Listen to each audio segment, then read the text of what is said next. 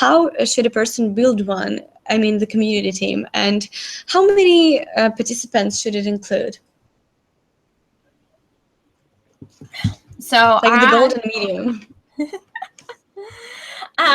So I'm definitely, so I mentioned before about the idea of, projects as kind of plates that you're spinning and you're adding.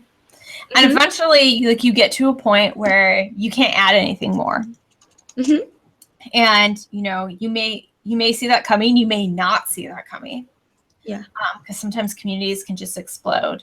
And it's at that point where you need to, really decide and say, hey, where are my resources best spent? What are parts that I need to hand off to someone? So some of the things, when we were building the team at Moz, it was very much like, okay, we need someone to start doing social media more. Like, you can't have just one person doing social media. Like, it's too big. You need to check it more often.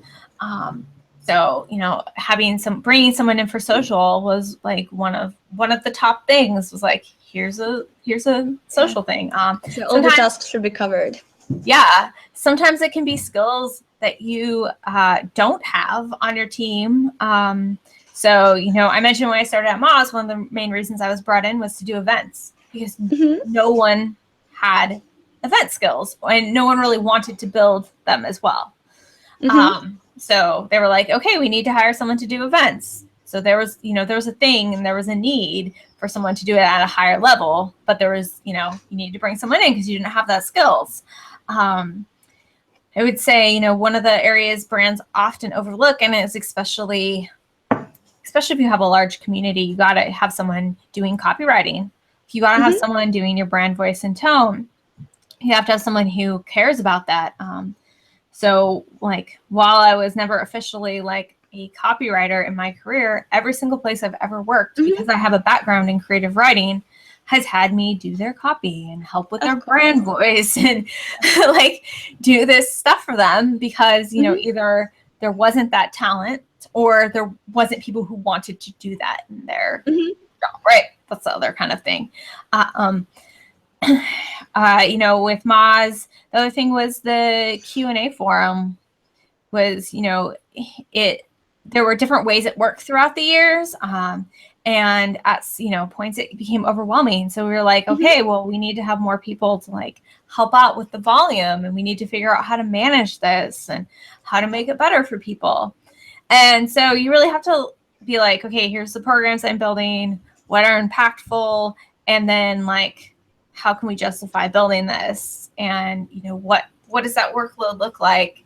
And where does the company want to go? Because that's equally important. And you have to make sure that you're, continually checking in, quarterly, to make sure that your community goals are aligning with, whatever your executive team wants to do, or if you're the boss, like, where are you going? What are you doing? What's impactful? I would say, like, there were times, at Moz where everyone was like, yes, we want to have all these conferences and be around all these products. And then, like, that's like not what Moz is doing anymore, because they changed direction because of, different things that were related to the business. So then the events goals changed. Sure. But at one point they were talking about having 4 conferences. Well, that's, like, that is not gonna happen. So, but that was a goal at one point, but it changed because of the business goals. So you always need to be on top of that, and you always need to be figuring out, like, what's the next step? How can I go back and align this with what's happening at a business level? And, what are the needs on my team, and where are people getting stretched too thin? Because the thing that you really, especially as you're building a team, is you don't want people to burn out. And one of the exercises that I love the best for doing with a team and doing with employees is called Love, Like, Hate. So basically you take all your responsibilities that you have in your role, you write them down, and then you put them in 3 columns. I love it, I like it, I hate it. The magical thing about this is that when you compare it to your team members, you will find things that are on your hate list or their hate list that are on someone else's love list. Okay, that's nice. So then you can, like, shift around responsibilities and make everyone kind of happy and reframe things and hopefully make your team more productive because they actually like what they're doing.